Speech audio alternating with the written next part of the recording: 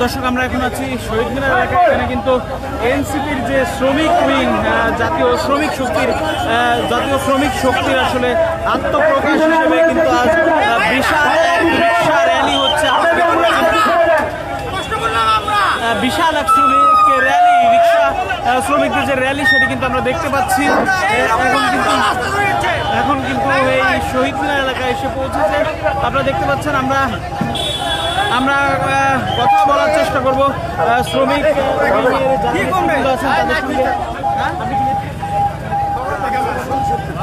শ্রমিক শক্তির যারা নেতা আছেন, আমরা তাদের সঙ্গে কথা বলবো। কখন আত্মপ্রকাশ হলো? আজকে আমাদের আত্মপ্রকাশ ছিল। আমাদের আত্মপ্রকাশ হলো নাহিদ ইসলাম। আমাদের এটা আজকে এখানে আমাদের অনুষ্ঠানে যোগ দিয়েছেন। আমাদের যে নতুন বন্দোবস্তে আমাদের শ্রমিকদের যে অধিকার, সেই অধিকার লক্ষ্যে আমাদের জাতীয় শ্রমিক শক্তি আজকে ঠিক আছে। তো এখানে আমরা আমাদের শ্রমজীবী মানুষদেরকে দাবি দেওয়া, আমাদের অধিকার প্রতিষ্ঠার জন্য আমরা এখানে ঐক্যবদ্ধ হয়েছি। ইনকিলাব জিন্দাবাদ। দর্শক আপনারা দেখছেন এই গাড়িতে কিন্তু এনসিপির নেতা নাহিদ ইসলাম তিনি কিন্তু এই গাড়িতে আছেন, আমরা দেখতে পেয়েছি। দর্শক এছাড়া কিন্তু এখানে কিন্তু শ্রমিক উইংয়ের বিভিন্ন নেতৃবৃন্দ আসলে উপস্থিত আছেন।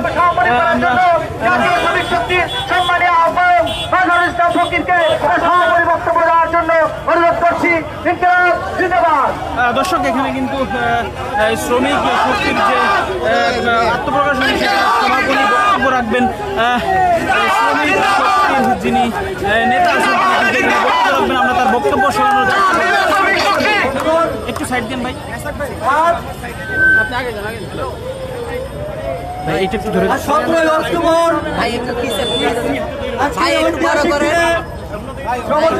মানুষের অধিকার আদায়ের এই সন্ধিক্ষণে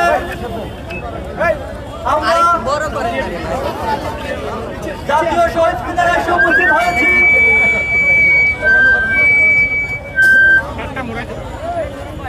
এই শহীদ মিনার থেকে 2024 সালের 3 আগস্ট অভ্যুত্থানের মহানায়ক জনাব নাহিদ ইসলাম বৈষম্য বিরোধী ছাত্র আন্দোলনের নেতৃত্বে যে এক দফার ঘোষণা করেছিলেন, সেই এক দফার পরে এই ঘোষণায় সারা বাংলাদেশের ছাত্র শ্রমিক জনতা রাজপথে নেমে আসে ফ্যাসিবাদী ব্যবস্থার বিলুপ ঘটাতে এবং নতুন রাজনৈতিক বন্দোবস্তের সূচনা করতে। বন্ধুগণ, এই কারণেই, এই ঐতিহাসিক দায়ের কারণেই আমরা জাতীয় শ্রমিক শক্তির আত্মপ্রকাশ পরবর্তী রিক্সা র্যালি নিয়ে এই শহীদ মিনারে এসেছি আমাদের প্রোগ্রাম সমাপনী করার জন্য। কারণ যেই শহীদ মিনার থেকে গণ অভ্যুত্থানের ঘোষণা হয়েছিল, সেই শহীদ মিনার থেকে আমরা দীপ্ত শপথ দিতে চাই শ্রমজীবী মানুষের, সারা বাংলাদেশের নিপীড়িত, অধিকার বঞ্চিত মেহনতি মানুষ, তাদের জন্য যে লড়াই করব সেই লড়াইয়ের শপথ এই শহীদ মিনার থেকে নিতে চাই।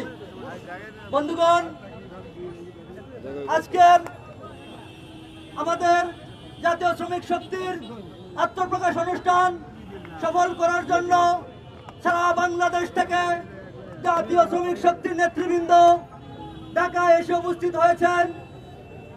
রিক্সাওয়ালা ভাইদেরকে ধন্যবাদ জানাই। আজ 5 শতাধিক রিক্সা চালক ভাইরা আমাদের র্যালিতে উপস্থিত হয়েছেন, আত্মপ্রকাশে উপস্থিত হয়েছেন। সিএনজি যারা আজকে বিশাল সিএনজির বহর নিয়ে আমাদের আত্মপ্রকাশ অনুষ্ঠানে উপস্থিত হয়েছিলেন। বন্ধুগণ, উপস্থিত হয়েছিলেন বিভিন্ন শ্রেণী পেশার মানুষ, বাংলাদেশের বিভিন্ন শ্রমিক সংগঠনের জাতীয় নেতৃবৃন্দ সহ ইলেকট্রনিক এবং প্রিন্ট মিডিয়ার ভাইয়েরা উপস্থিত হয়েছিলেন। প্রত্যেককেই আন্তরিক কৃতজ্ঞতা ও ধন্যবাদ জানিয়ে আজকের এই আত্মপ্রকাশ অনুষ্ঠান এখানে সমাপ্তি ঘোষণা করছি। ইনকিলাব জিন্দাবাদ, জাতীয় শ্রমিক শক্তি জিন্দাবাদ। আমরা শাহবাগে নামাজের পরে পুষ্পস্তবক অর্পণ করব। আমাদের নেতৃবৃন্দ যারা আছেন তারা পুষ্পস্তবক অর্পণের অনুষ্ঠানে থাকবেন। ধন্যবাদ সবাইকে। দর্শক আপনারা দেখলেন শ্রমিক উইংয়ের যিনি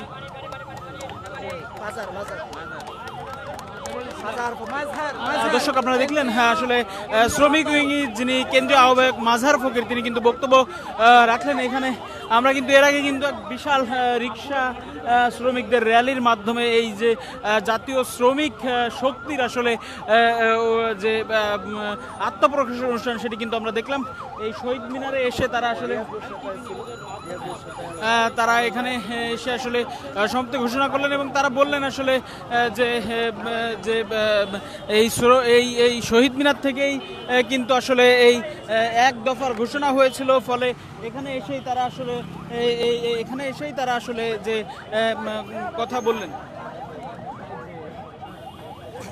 3 আগস্ট আসলে স্বৈরাচার পতনের জন্য সারা বাংলাদেশের মানুষ উন্মুখ হয়েছিল।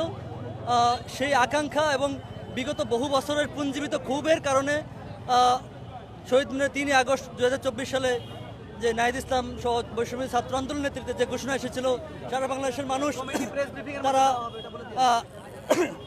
সারা বাংলাদেশের মানুষ এখানে জড়ো হয়েছিলেন।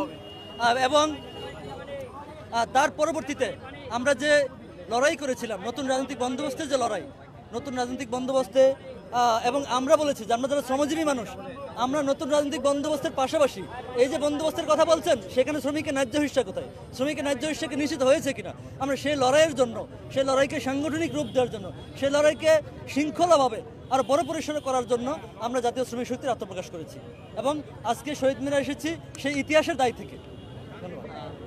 আজকে জুলাই সনদে স্বাক্ষর হওয়ার কথা রয়েছে, সেখানে আপনারা এনসিপির পক্ষ থেকে যাওয়া হচ্ছে না, সেক্ষেত্রে আসলে শ্রমিকের যে ন্যায্য হিস্সা সেটি এখন পর্যন্ত বাস্তবায়ন হয়েছে কিনা? জুলাই সনদ, জুলাই ঘোষণাপত্র থেকে শুরু করে ঐক্যমত্য কমিশন, কোথাও শ্রমিকের কথাটুকু নেই। ঐক্যমত্য কমিশন 6টা কমিশন নিয়ে গঠিত হয়েছে, সেখানে শ্রম কমিশন নেই।